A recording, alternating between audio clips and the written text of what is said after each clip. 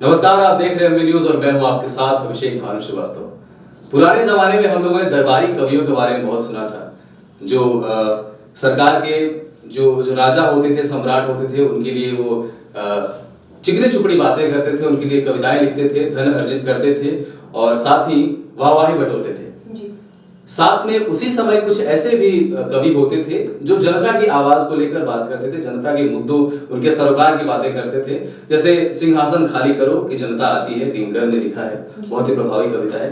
वैसे ही 21वीं सदी में हमारे साथ एक बिहार की बहुत मशहूर लोक गायिका कह सकते हैं, क्योंकि जिस तरह से इन्हें इन एक साल के अंदर जो देखा गया, जिस तरह से मुद्दे लेकर आ रही है, सरकार को घेर रही है, अपने विकास के मुद्दे पर घेर रही है, चाहे उनकी जो भी नीतियां हैं, जो बेरोजगारी को कहीं ना कहीं बढ़ावा दे रहा है, उसके ऊपर बात करती हैं। नेहा जी हमारे साथ है। नेहा सिंह राठौर, आपका बहुत बहुत स्वागत है हमारे चैनल पर। शुक्रिया। एमवी न्यूज के दर्शकों को भी मेरी तरफ से ढेर सारी नए वर्ष, आने वाले नए वर्ष की शुभकामनाएं। जी जी, तो सबसे पहला मेरा सवाल आपसे ही होगा नेहा जी, कि बिहार में क्या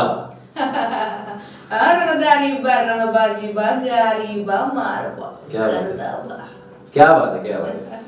तो मेरा सवाल आपसे ये होगा कि जिस तरह से अभी सरकार जो भी बातें कर रही है, जिस तरह की भी शायद इसको जुमला कहा जा सकता है, इसको विकास और बेरोजगारी जो है एक बड़ा मुद्दा बना हुआ है, इसको लेकर लगातार आप कार्यरत हैं। जी। तो रिसेंटली आपका एक वीडियो भी आया था जिसमें आप क्षेत्रीय लोगों को ज्यादा टारगेट करती हैं। जी। तो कोई खास बात क्षेत्रीय लोगों को करने में? हाँ, सबसे बड़ी चीज ये कि मैंने एक चीज फील किया, मैं विशेषतः मतलब गांव की पृष्ठभूमि से हूँ, तो मैंने ये चीज फील किया कि क्षेत्रीय लोगों में जागरूकता की बहुत कमी है। जैसे अभी कोरोना काल था ना, तो कोरोना को लेकर के लोग जागरूक कम, डरे हुए ज्यादा थे। तो ऐसे सिचुएशन में मैंने सोचा कि भाई अगर इनको, मैं पूरी बात बताऊंगी आपको, जैसे मैंने सोचा कि मैं अगर इनको जागरूक कर सकती हूँ तो मैं अपने गीतों के माध्यम से अपनी बात इन तक रखूं। तो क्षेत्रीय लोग विशेष इसलिए हैं और इनके ऊपर होता है इसलिए क्योंकि कहीं ना कहीं प्रयास होता है जागरूकता का। और ग्राउंड स्तर पे जो काम होते, सरकार योजनाएं बनाती है, नीतियां बनाती है, बहुत सारा किसानों के लिए अनुदान आता है, क्या आता है, बहुत कुछ आता है। पता नहीं, हमारा तो युग अनुभव कि अनुदान आवेला आवते रही जावेला, आवत आवत माटी लग जावे। क्या बात है, बिल्कुल। एक और आपकी गीत आई थी जो इलाहाबाद या फिर कहीं भी पढ़ने वाले जो विद्यार्थी हैं, जो तैयारियां कर रहे हैं, शायद उनको कहीं ना कहीं वो टारगेट कर रही थी कि पिता के द्वारा कर्जा निकाल के पढ़ाने की जो नौबत आती है, उसके बाद भी शायद उस तरह का रिजल्ट फादर को नहीं मिल पाता है। हाँ। इसके ऊपर आपने एक कड़ा प्रहार किया था, वो क्या था? कुछ लाइनें अगर गुनगुना दे आप। श्योर। वो गाना कुछ ऐसे था कि बाबू आईएएस बने के भेजले, कर्जा काढ़ के पैसा देहले, बाबू आईएएस बने के भेजले, कर्जा काढ़ के पैसा देहले, भैया बाप के सपना डुबा के उल्टा सवाल कैले हो, गर्दा कमाल कैले हो, यूनिवर्सिटी में ले एडमिशन, लड़ी है छात्र संघ इलेक्शन, पूरे शहर में गजबे के भौकाल कैले हो, गर्दा कमाल कैले। एक्चुअली ये जो गाना है, मैंने प्रयागराज में जिस तरह से छात्र नेता चुनाव लड़ते हैं छात्र संघ का, और जिस तरह की गुंडई बदमाशियां होती हैं छात्र नेता के नाम पे, जिस तरह से क्या करते हैं वो, मैंने उनके लिए लिखा था।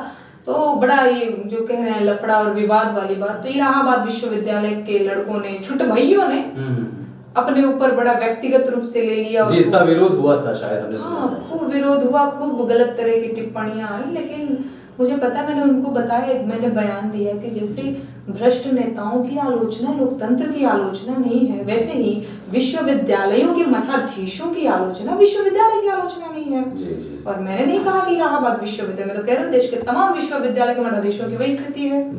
पढ़ाई के नाम पे पैसा बाप माई दे रहे, गेहूं बेच के, रहिला बेच के, ला बच्चा पढ़े जाइए, उधर जाके 2000-3000 में तो तुम कहाँ से भैया ब्रांडेड तुम जीन्स पहन रहे हो? जी बिल्कुल।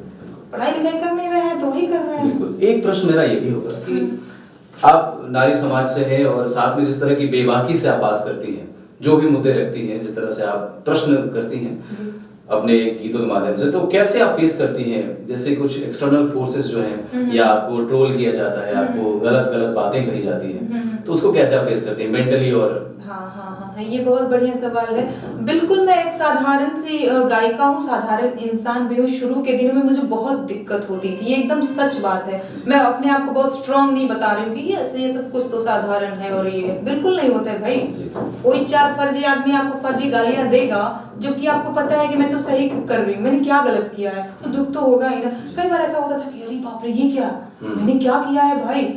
लेकिन मुझे ये लगता है, बाद में समझ में आया कि ये जनता नहीं है, ये तो मुखौटे हैं, और सोशल मीडिया पर मुखौटों की भरमार पड़ी हुई है जी। वो प्रायोजित मुखौटे हैं, वो उसी काम के लिए बने हैं कि आपका मोरल इतना डाउन करेंगे, आपको इतना हतोत्साहित करेंगे कि आप तो फेसबुक छोड़ के भागिएगा, गाना छोड़िए, कुछ करिए। तो वो एक मेरे लिए चुनौती है। अब मैं उसको मुसीबत और वो टेंशन नहीं लेके, उसको मैं चुनौती की तरफ फेस करती हूँ। आओ, तुम्हें गाली देना है, मुझे तुम्हें ट्रोल करना, तुम करो, मैं और गाऊंगी, तुम क्या कर लोगे। क्या बात है, क्या बात है, ये स्पिरिट है। मेरा ये भी प्रश्न होगा कि जैसे आपके गीतों में जो शब्द होते हैं वो बेहद ही आंचलिक होते हैं और कनेक्टिंग होते हैं शब्द। तो भोजपुरी जो भाषी क्षेत्र से जो आता है वो आमतौर पे वो समझ ही जाता है कि आप क्या कहना चाह रहे हैं। जी। बिल्कुल रेयर वर्ड्स होते हैं आपके। तो वो शब्द आप कहाँ से लाती हैं, और क्या लगता है कि जो युवा आज का है वो कितना समझ पाएगा? क्योंकि आमतौर पे जो 90 के दशक के लोग हैं, 90s में जो है वो जो वहाँ से पैदाइशी होती है वहाँ से लोग समझ जाते हैं, जो 20-30 साल के हैं। तो इस पर क्या काम हो रहा है, और भोजपुरी की जो अस्मिता है, जो भाषा की गरिमा है, उसको आप उसके उत्थान के लिए क्या कर रही हैं? हाँ, पहला प्रश्न आपका था कि कैसे इतना मतलब ये सारे भोजपुरी के शब्द। तो इसका सिंपल सा जवाब है कि मैं कोई बाहर में न पैदा हुई न रहती हूँ, कुछ नहीं, गांव की पृष्ठभूमि से हूँ। मैंने शुरू में भी बताया आपको, गांव घर का लड़की है, भोजपुरी माटी में सनल, भोजपुरी माटी खा के बड़ी हुई हूँ। तो कुल शब्द आवेला। अब हो सकेला बिहार में तो बहुत सारा मतलब बोली बाटे, बहुत नॉलेज नहीं किया हमके मगही के बारे में या फिर वज्जिकांगिक, लेकिन भोजपुरी पे मेरी सॉलिड पकड़ है। मुझे जितने हिंदी के शब्द नहीं आते मुझे भोजपुरी के आते हैं। गांव घर में रहल बनता ही ना करी। और एक रही बात कि युवाओं के लिए, और युवा क्या करते हैं, मतलब मेरे गीतों से कितना इंस्पायर हो सकते हैं, ये तो मैं नहीं जानती। ये तो आजकल युवाओं का एक बड़ा नौटंकी हो गया है कि मुझे भोजपुरी नहीं आती, और लड़कियों में ये खास देखेंगे भोजपुरी बहुत गंदा होता है। काहे गंदा होता है? तुमने गंदा बनाया उसको, तुमने गंदा नजरिए से देखा, तुमने 2-4 गायकों को सुन लिया, बस गंदा हो गया। तुमने, मुझे तो लगता है कभी तुमने भिखारी ठाकुर को नहीं सुना, तुमने शारदा सिन्हा जी को नहीं सुना। मेरा अगला प्रश्न यही था कि जो चीजें विस्मृत हो गई हैं, धूमिल हो रही हैं, उसे कैसे लेके आएंगे आप अपने माध्यम से? कैसे युवाओं को बताएंगे कि भिखारी ठाकुर भी हैं, भरत शर्मा भी हैं? बिल्कुल। अब इसका है कि आप हो हल्ला करके या फिर ये खाली भिखारी ठाकुर शारदा सिन्हा करके नहीं, आपको कुछ नया देना होगा। आपको, जैसे मेरा धरोहर चैनल है, तो उसका काम सिर्फ ये नहीं है कि हमको अपनी परंपराओं को, विरासत को अपनी आगे लेकर के जाना है। संरक्षण तो करना ही है भोजपुरी लोकगीतों का, समृद्धि भी करनी है। खाली संरक्षण करेंगे तो ठीक है, उतने ही गाने रहेंगे। समृद्धि का मतलब नए तुम गीत लिखो, नए भोजपुरी शब्दों के साथ गीत लिखो, तो इससे संरक्षण भी होगा, समृद्धि भी होगी। और जो नए एजेंडा से मुद्दे हैं उसको लेकर आएंगे तो ज्यादा कनेक्टिंग और ज्यादा प्रभावी होगा। ज्यादा प्रभावी होगा। बतौर लोक गायिका ये मेरा धर्म है कि मैं लोक के मुद्दों को, जन के मुद्दों को, जन के पक्ष को रखूं। मुझे पता है सरकार के पास मंच है, मीडिया है, उनके चरण भी हैं, बहुत सारा कुछ है। सरकार का पक्ष तो कहाँ नहीं मिल जाता। सरकार ये कर रही, मतलब आप कहना ये चाहते हैं कि दरबारी कवि आज भी मौजूद हैं हमारे साथ? दरबारी कवि खूब मौजूद है। क्या बात है। क्या हम लोग ये मान सकते हैं कि आने वाले कुछ सालों बाद नेहा सिंह राठौर का चेहरा राजनीति में भी दिखेगा? हाँ, ये बढ़िया प्रश्न है। अभी तो मैं यही बोलूंगी कि तब की बातें तब देखी जाएंगी। मतलब संभावना है कि आपके चेहरे को देखा जा सकता है? May be sir. क्या बात है, ये एक एक्सक्लूसिव होगा कि अच्छा। एक और प्रश्न आपसे कहना चाहूंगा कि आपका बैकग्राउंड साइंस का रहा है, साइंस में आपकी रुचि रही है, फिर इस तरफ रुझान कैसे आया? कैसे आपने अपने आप को? बीएससी करने के बाद मुझे पता चला कि मुझे बीएससी नहीं करना चाहिए था। अच्छा। कई बार ऐसा होता है ना कि हम पढ़ तो रहे होते हैं, लेकिन वो जो क्या कहते हैं इंटरेस्ट उतना नहीं होना, अब पढ़ रहे हैं। हकीकत में बता रही हूँ, मेरे भाई का बड़ा मन था, उसको लगता था कि मैं कोई पीसीएस और आईएएस बन सकती हूँ, पता नहीं मुझे नहीं लगा कभी भी, उसको लगता था। तो वो कहता था कि तुम बीए करना, एमए करना, तुम पीसीएस आईएएस के लिए प्रिपरेशन करना। मैंने कहा नहीं, वो सब नहीं करना है। 12वीं के बाद मैंने पता नहीं क्या था, आईएससी किया, फिर बीएससी किया मैंने। अब देखिए ना, पता नहीं कैसे चीजें होती गई। मैं कोलकाता से जब पहली बार मैं गांव आई तो मैंने देखा कि सड़क पे कैसे सरेआम स्वच्छ भारत मिशन के ऊपर, तो बड़ी वो एक अजीब सी संवेदना जगी। पूरा रास्ता गंदा, क्या है भाई, तुम्हारे घर में शौचालय, तुम क्यों नहीं जाते हो, शौचालय यूज किया करो। लेकिन मैंने अच्छे घर की लड़कियों को देखा शौचालय घर में रहते हुए भी रोड पे जाती। तो मैंने वो जो गाना, पहला गाना लिखा था, हमरा प्रेम के निशानी देखाई द पिया, शौचालय बनाई द पिया ना ही होठवा के लाली, अरे ना ही चाही कान बाली, मोर इज्जतिया से मंगिया सजाई द पिया, शौचालय बनाई द पिया ना। ऐसे करके मैंने एक वो गीत लिखा था, तो मुझे लगा था कि ये जरूरी भी हो गया है। मतलब आपको वो फीलिंग आई कि जो मुद्दे हैं, जो जरूरी चीजें हैं, उसको कोई दिखा नहीं रहा है, तो बता नहीं रहा है। एक सवाल और मैं आपसे करूंगा नेहा जी, आपका ऐसा कौन सा गाना है जिसने सबसे ज्यादा प्रभाव डाला दर्शकों के ऊपर या फिर युवाओं के ऊपर, और आपने कई सारे नेशनल न्यूज चैनल्स पे भी आपने इंटरव्यूज दिए हैं, तो ऐसा क्या फैक्टर मानेंगे आप, कौन सा गाना रहा है, फिर कौन सी घटना रही? हाँ, वैसे तो मैं गाते ही आ रही थी, लोग पसंद भी कर रहे थे और मैं संतुष्ट भी थी एक तरह से। हाँ चलो ठीक है, ठीक चल रहा है। इतना वास्ट तरीके से बिहार में काबा वायरल हुआ और उसका कारण रहा, लोग कहते हैं कि चुनाव के समय में ही तुम क्यों एक्टिव हो गई। कई लोग कह देते हैं, भाई सिंपल सा है कि खाली ऐसा नहीं है कि मैं जिस दिन बिहार में काबा गाई हूँ उसी दिन से मैं एक गायिका के रूप में उभरी हूँ, बिल्कुल नहीं। आप मेरा पेज चेक करिए, मेरा प्रोफाइल चेक करिए कि वो कब से मैं हूँ एक्टिव। मैं पिछले 1.5 साल से कर, चुनाव तो अभी कुछ महीने, 1 महीने हुए हैं, खत्म हुए।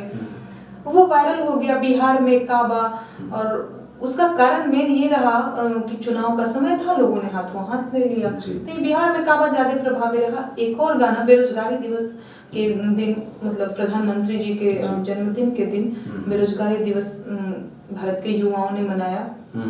मैंने भी हवा दिया था, मैं भी युवा हूँ, मैं भी बेरोजगार हूँ भाई, हमारे भाई लोग बेरोजगार पड़े हुए हैं, तो मैंने गाया बेरोजगार। कौन से गीत थे, हम जरूर सुनना चाहेंगे हमारे दर्शक। अरे बीएड में डिग्री लेके थरिया पीटा तानी, हालो हालो हालो दिल्ली सरकार, बिहार से बेरोजगार बोलतानी। ऐसे था। क्या बात है। बिल्कुल, ये आपके जो भी गीत होते हैं मुद्दे सरकार से जुड़े होते हैं। जाते जाते हमारे दर्शकों को क्या सुनाना चाहेंगे, कोई ऐसे गीत जो आपको बहुत ही नजदीक से आप उसको फील करती हो या आप सुनती आ रही हो, ऐसा कौन सा गीत है? अब वैसे तो सारे ही गीत मुझे पसंद है, लेकिन एक गीत कोरोना काल में जब वो बड़ा एक फोटो वायरल हो रहा था, एक प्रसूता औरत जिसने एक सड़क के किनारे एक बच्चे को जन्म दिया था, और फिर 150-60 किलोमीटर की दूरी पैदल यात्रा, मतलब एक प्रसूता है वो और इसके बावजूद भी तो वो क्या उसकी भाव रहे होंगे, उसको मैंने खुद से ही लिखा हुआ है, सोहर है, मैं सुनाती हूँ, ये मुझे अच्छा भी लगता है। अरे उठेला दरदिया कमरिया में, बिचेरे बजरिया में हो, ललना लाज लागे हमारी नजरिया में, देख लोग बजरिया में हो। और वो क्या भाव है, अरे अटकल परान आधा जला में, सभवा सकला में न हो, ललना गाढ़े विपतिया के पाला में, होरी लाज ले हो, राजा जी लाज लागे हमारी नजरिया में, देख लोग बाजरिया में। क्या बात है। हम ये मान सकते हैं कि अभी मुखिया का जो चुनाव आ रहा है, ऐसे में सभी मुखिया और मुखिया पतियों को सावधान रहने की जरूरत है नेहा सिंह राठौर से। क्या ऐसा कहा जा सकता है? हाँ बिल्कुल। क्या बात है, सावधान हो जाए। बहुत बहुत धन्यवाद नेहा जी आपका हमारे साथ जुड़ने के लिए। तो ये थी हमारे साथ नेहा सिंह राठौर जो बिहार में काबा ही नहीं बल्कि और सारे बहुत सारे एजेंडास को लेकर आएंगी। देखते रहिए आप न्यूज़।